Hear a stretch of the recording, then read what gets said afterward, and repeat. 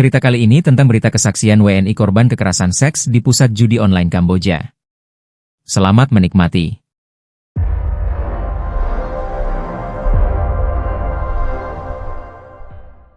Jakarta, peringatan, artikel ini mengandung deskripsi kekerasan seksual.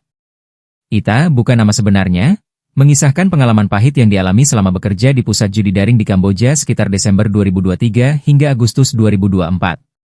Mereka benar-benar 1 bulan penuh menyiksa saya, dari pelecehan sampai pukulan, ujar Ita kepada wartawan Amal Azwar yang melaporkan untuk BBC News Indonesia. Kekerasan yang dialami Ita terjadi ketika dia dianggap tidak memenuhi target sebagai admin judi. Para pelaku kemudian merekam aksi mereka dan mengancam menyebarkannya jika Ita buka suara. Selama 1 bulan penuh saya dikurung dan disiksa. Badan saya diikat lalu diperkosa. Mereka kadang berdua, bahkan bertiga, kenang perempuan berusia 20 tahun itu. Ita tak sendirian. Dia mengklaim ada banyak perempuan lain mengalami kekerasan seperti yang dia alami. Data Kementerian Luar Negeri Indonesia menunjukkan mayoritas kasus WNI yang terjerat sindikat judi dan penipuan online terjadi di Kamboja. Dari total 7.628 kasus, sebanyak 4.300 diantaranya terjadi di Kamboja mulai 2021 hingga Maret 2025. Myanmar menempati posisi kedua dengan 1.187 kasus. Dari 699 WNI yang dipulangkan dari Myanmar pada Februari hingga Maret 2025, tercatat 10 orang mengaku mengalami kekerasan fisik dan seksual, menurut data Kementerian Luar Negeri. Anis Hidayah, Komisioner Komisi Nasional Hak Asasi Manusia, Komnas HAM, yang juga salah satu pendiri Migrancare, mengatakan perempuan Indonesia yang bekerja di pusat judi dan penipuan online di Kamboja dan Myanmar kerap mengalami eksploitasi berlapis baik fisik, ekonomi dan seksual. Benang merah dalam kasus ini, menurut Anis, adalah relasi kuasa pelaku yang memanfaatkan posisi dominan mereka untuk mengancam dan memanipulasi korban. Setiap mau melecehkan, mereka selalu mengikat saya. Pengalaman pahit yang dialami Ita bermula tak lama setelah dia lulus sekolah menengah atas. Kala itu, dia ditawari pekerjaan dengan gaji gede di bidang keuangan oleh mantan kakak kelasnya di sekolah. Belakangan, setelah berhasil dipulangkan pada Februari silam, Ita mendapat kabar mantan kakak kelasnya itu memang bekerja sebagai perekrut Jaringan Tindak Pidana Perdagangan Orang, TPPO, di Kamboja. Ita kemudian dihubungkan dengan orang yang menawarinya pekerjaan dengan gaji pokok sekitar 4 juta rupiah di Bali. Hanya sedikit lebih rendah ketimbang upah minimum provinsi, UMP, Jakarta kala itu, pikir Ita. Kendati tak mengetahui secara pasti deskripsi pekerjaan yang akan dia lakukan, Ita patuh saat yang bersangkutan memintanya mengirim dokumen-dokumen pribadinya. Setelah dibuatkan paspor, Ita dibelikan tiket pesawat menuju Malaysia. Tapi setibanya di sana, dia tak menemukan siapapun. Enggak ketemu sama sekali sama orang yang bilang katanya nanti ketemu di Malaysia. Cuman dia mengirimkan saya tiket lagi dan tulisannya Phnom Penh, terang Ita. Ibu kota Kamboja tersebut adalah kota yang teramat asing bagi Ita yang belum pernah ke luar negeri sebelumnya. Aduh gimana nih? Saya pulang nggak bisa. Tapi kalau saya maju lagi, saya takut, ujar Ita, mengungkap apa yang dia rasakan kala itu. Bagaimanapun, Ita akhirnya tiba di Phnom Penh. Dari sana, dia menempuh perjalanan sekitar 3-4 jam menuju suatu bangunan yang menurutnya seperti rumah biasa. Di sana, dia berjumpa dengan mantan kakak kelasnya yang lantas meminta paspornya dan menjelaskan pekerjaannya. Dia menjelaskan, jadi gini, kamu tuh jadi admin judi, ujar Ita menirukan perkataan mantan kakak kelasnya tersebut. Ita tak habis pikir dengan penjelasan itu karena pekerjaan yang dijanjikan padanya ada di Bali. Yang saya pikirkan, apa saya bakal bisa pulang dalam waktu dekat? Atau misalkan sebulan sekali kita libur, bisa pulang ke Indonesia? Ternyata nggak bisa, jelas Ita. Terus habis itu dia bilang, jadi paspor kamu ini memang harus ditahan sama perusahaan. Merasa ditipu dan dijebak, Ita tak berkutik. Mau tak mau dia melakukan pekerjaannya sebagai admin judi. Tiap hari, Ita mulai bekerja dari jam 8 pagi hingga jam 8 malam. Masih bisa keluar-keluar walaupun dibatasi sampai jam 2 malam, kata Ita. Ita juga masih bisa memegang ponsel untuk berkomunikasi, termasuk dengan keluarganya. Suatu saat, tempat kerja Ita digerebek otoritas setempat. Ita ditawari 2 opsi kala itu, dijual ke perusahaan judi lain atau kembali ke Indonesia. Pas saya memilih opsi pulang, saya disuruh bayar 32 juta rupiah waktu itu. Biaya, tiket pulang juga sendiri. Ita mengaku sempat minta tolong atasan tempat dia bekerja, Tapi katanya, bosnya lepas tangan. Bersama sejumlah pekerja lain, terdiri dari 4 perempuan dan sekitar Oktober 11 pria, Ita tak mendapat kepastian selama 2 pekan di mes tersebut. Hingga akhirnya, Ita menuruti permintaan bosnya untuk pindah ke mes lain yang disebut pusat oleh Ita. 1 bulan bekerja, semuanya berjalan normal. Ita mendapat gaji, bonus, dan uang makan. Namun semua berubah saat bulan berikutnya Ita tak bisa memenuhi target. Dia lantas dikurung pada awal Maret 2024. Sebelumnya nggak ada yang bilang kalau nggak mencapai target bakal dikurung. Badan saya ditarik secara pasca lalu dibawa ke gudang. Di situ, saya dikurung dan hanya dikasih makan 2 hari sekali, tutur Ita, seraya menambahkan bahwa gajinya juga dipotong saat itu. Awalnya, para penyekap Ita mengatakan dia bakal dikurung selama 1 minggu. Namun, entah kenapa, masa hukumannya diperpanjang selama sebulan. Sejak itulah, kekerasan fisik dia alami. Kalau mereka capek bekerja, mereka selalu melampiaskan sama orang yang ada di gudang. Sebulan itu, kan, cuma saya doang, di gudang. Jadi bulan Maret itu cuma saya yang dipukul sama mereka. Tak hanya sampai di situ, Ita juga mengalami kekerasan seksual saat dikurung selama sebulan di gudang. Pas di dalam gudang itu, pas saya tidur, entah mereka habis mabuk atau apa, mereka mengikat saya. Terus saya diperkosa sama mereka, ungkap Ita. Para pelaku yang terdiri 2 hingga 3 orang, lanjutnya, merekam aksi yang mereka lakukan terhadapnya. Tak hanya sekali hal itu dialami Ita. Selama sebulan penuh dia mendapat kekerasan fisik dan seksual. Mereka benar-benar 1 bulan penuh menyiksa saya, dari pelecehan sampai pukulan. Setiap mau melecehkan, mereka selalu mengikat saya. Jadi benar-benar kaki saya, tangan saya diikat. Kadang diikat di bangku, tuturnya. Setelah akhirnya keluar dari kurungan, Ita mendapat ancaman dari para pelaku untuk tidak mengungkap apa yang dialami. Mau saya ngomong pun pasti nggak ada yang percaya, dan saya diancam, kamu nggak boleh bilang ini ke orang-orang atau video ini bakal tersebar. Tak ingin mengulangi hukuman, kurungan, yang dia alami, Ita akhirnya terus berusaha mencapai target dari bulan ke bulan.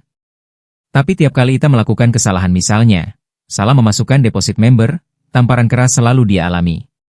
Bahkan, lanjut Ita, saat para perempuan mengalami haid tiap bulan, kata Ita, mereka tak boleh mengeluh. Kalau misalkan ada yang mengeluh sedikit, langsung dilakban mulutnya.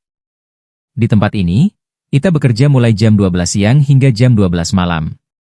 Selama bekerja, ponselnya ditahan dan baru bisa menggunakannya pada jam 12 malam hingga 3 pagi. Pusat judi online itu mempekerjakan perempuan untuk merayu orang-orang agar bermain judi di platform dari mereka. Dibekali daftar nomor telepon dan akun media sosial, Ita dan para perempuan lainnya ditugaskan untuk menghubungi 1 persatu calon pemain judi online dan membujuk mereka melakukan deposit. Para perempuan itu juga diminta untuk melayani berbagai pesan dari calon pemain yang menjurus ke arah seksual. Kalau membernya cabul, kita harus ngeladenin, ujarnya.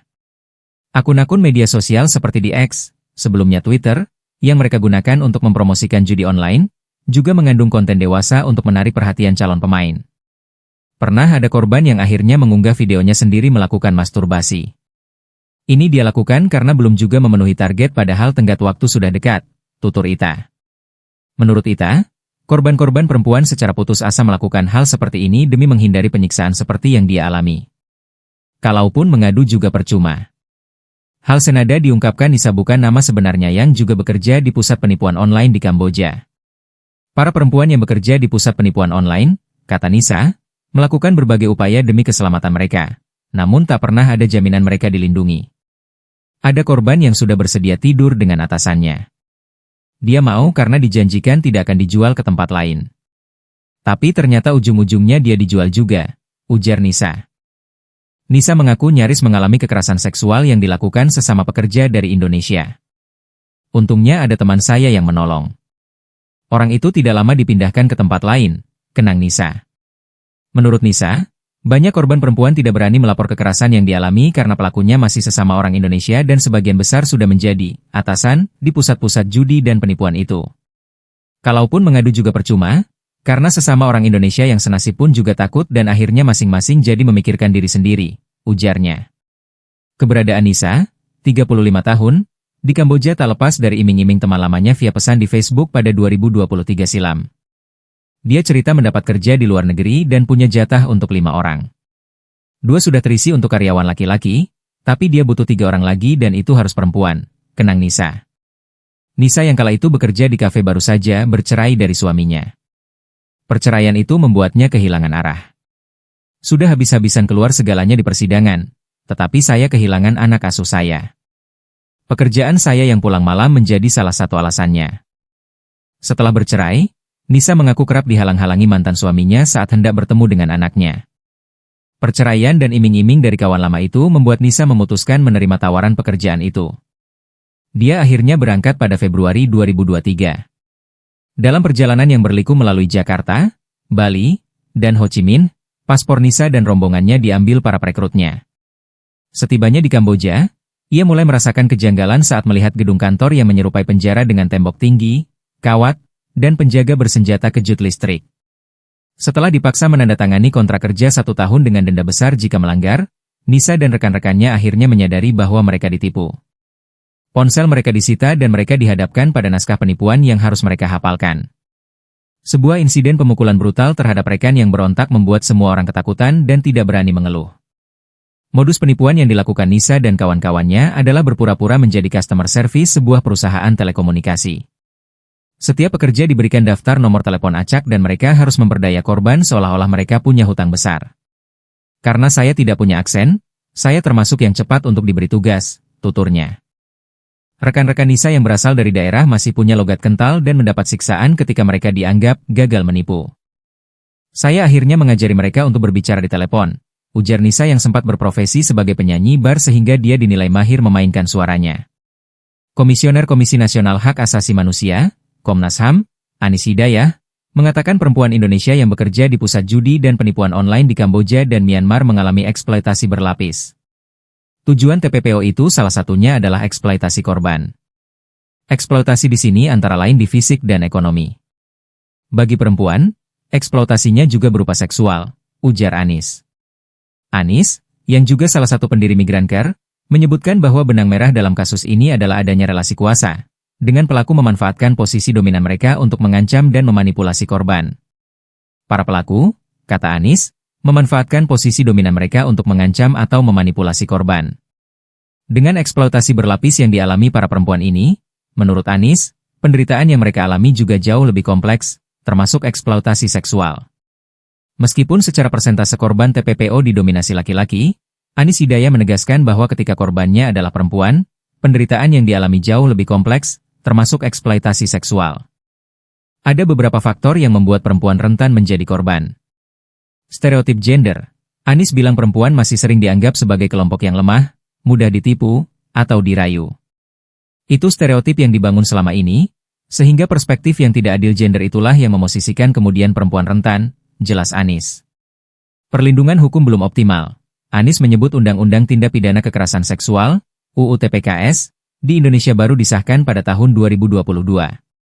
Meski begitu, dari sisi penegakan hukum, kasus-kasus kekerasan seksual termasuk terkait TPPO masih belum memberikan perlindungan dan kepastian hukum yang efektif bagi korban perempuan. Budaya patriarki. Anis menyoroti kuatnya budaya patriarki, baik di Indonesia maupun di negara tetangga seperti Kamboja dan Myanmar, yang menempatkan perempuan sebagai objek atau sasaran kejahatan. Faktor internal korban. Beberapa korban perempuan juga memiliki kerentanan internal seperti perceraian, korban KDRT, putus sekolah, atau kondisi ekonomi yang membuat mereka mudah terjerat dalam penipuan. Di sisi lain, proses penegakan hukum kasus kekerasan seksual terkait penipuan online ini juga lambat, menurut Anis. Banyak kasus yang hingga kini terhenti di level penyelidikan. Anis memberikan contoh kasus korban perempuan yang mengalami kekerasan seksual namun kasusnya tidak menunjukkan kemajuan berarti setelah proses pemeriksaan. Pengamat hubungan internasional, Dina Praptora Harja, menyoroti eksploitasi seksual yang dialami perempuan korban TPPO ini bukan hanya untuk kepentingan finansial pelaku, tapi juga sebagai alat intimidasi terhadap korban. Orang yang sudah mengalami kekerasan seksual cenderung merasa trauma dan merasa tidak diterima masyarakat, sehingga mereka berada di lingkaran setan yang di situ-situ saja, ungkap Dina. Dina menceritakan pengalamannya mengunjungi shelter di Kuala Lumpur pada 2017. Di sana, dia bertemu perempuan-perempuan muda yang berkali-kali terjebak dalam kasus perdagangan orang dan perbudakan. Jawaban mereka sama, tidak ada pilihan lain. Mereka cerita, Mau kerja di dalam negeri juga kerja apa? Siapa yang mau menerima orang kaya saya? Kenang Dina. Dina menegaskan bahwa perlindungan WNI di luar negeri, khususnya bagi perempuan, masih jauh dari memadai, bahkan sejak tahap awal keberangkatan. Banyak perempuan pekerja migran, terutama dari desa-desa, mengalami kesulitan luar biasa dalam mengurus dokumen sah. Jadinya akhirnya mereka menitipkan ke agen-agen dan ini seringkali bermasalah mulai dari data palsu hingga biaya yang tidak sedikit, jelas Dina. Dina menekankan perlindungan hukum bagi WNI yang tidak terdata akan sulit terutama jika sudah berhadapan dengan hukum. Dia menyayangkan pendataan WNI di luar negeri yang lebih berdasarkan pelaporan. Kenapa data mereka tidak dicatat pada saat keluar dari bandara atau pelabuhan? Data itu, kan, bisa dipakai untuk perlindungan. Selama ini datanya harus berdasarkan pelaporan, padahal persentase orang yang benar-benar melapor setahu saya kecil sekali, jelasnya. Dari 699 WNI yang dipulangkan pada Februari hingga Maret 2025, tercatat 10 orang mengaku mengalami kekerasan fisik dan seksual, menurut data Kementerian Luar Negeri. Direktur Perlindungan WNI Kementerian Luar Negeri, Juda Nugraha, menjelaskan bahwa dari jumlah tersebut, 3 orang mengalami pelecehan seksual secara fisik dan 7 orang secara verbal. Salah satu korban pelecehan seksual fisik mengaku pelakunya adalah manajer tempat mereka bekerja, menurut Juda. Juda menjelaskan bahwa keputusan untuk melakukan penegakan hukum sangat bergantung pada pengaduan dari korban. Karena dia sudah ada di Indonesia, kita sarankan untuk bisa mengadu kepada kepolisian, katanya. Setelah pengaduan diterima, proses hukum akan dilanjutkan sesuai dengan ketentuan yang berlaku. Namun, Juda mengakui adanya tantangan besar dalam penanganan kasus ini. Juda mengatakan, banyak korban enggan untuk melaporkan atau menjadi saksi karena pelakunya seringkali adalah orang terdekat mereka, seperti teman dekat, keluarga, atau tetangga yang terlibat dalam sindikat. Padahal, menurut Juda, peran serta korban sangat krusial untuk mendukung proses penegakan hukum dan memberantas akar permasalahan TPPO. Jika kasus tidak dilaporkan, kata Juda, pelaku akan terus melakukan aksinya dan memberangkatkan korban-korban baru. Untuk mengatasi rasa takut atau ancaman, pemerintah telah menjalin kerjasama dengan Lembaga Perlindungan Saksi dan Korban, LPSK, untuk memberikan perlindungan kepada saksi dan korban. Juda menambahkan Kementerian Luar Negeri akan berkoordinasi dengan pihak berwenang setempat untuk penegakan hukum kasus dugaan kekerasan seksual yang dialami para perempuan korban TPPO. Jika korban WNI melaporkan tindak kekerasan seksual yang dilakukan oleh sesama WNI di luar negeri, pemerintah akan berkoordinasi dengan otoritas keamanan setempat untuk penegakan hukum, ujar Juda. Kalau dia masih ada di luar negeri, tentunya kita bekerja sama dengan otoritas keamanan di negara tersebut. Jika ada WNI menjadi tersangka, kata Juda, pendampingan hukum juga akan diberikan untuk memastikan bahwa pelaku mendapatkan hak-haknya secara adil dalam sistem peradilan setempat. Menurutnya, Kementerian Luar Negeri sangat mendorong agar para korban berani melapor dan bersedia menjadi saksi. Namun, pada kenyataannya, sulit bagi korban perempuan untuk membuka diri terhadap apa yang terjadi pada mereka, apalagi yang sudah mengalami kekerasan seksual. Bagi Ita, yang meminta agar identitasnya benar-benar disamarkan, dia akhirnya memutuskan untuk buka suara meski anonim agar tidak ada lagi korban seperti dirinya. Saya tidak mau ada orang lain yang mengalami kejadian seperti ini. Di sana itu sudah seperti neraka. Orang-orangnya iblis, pungkas Ita.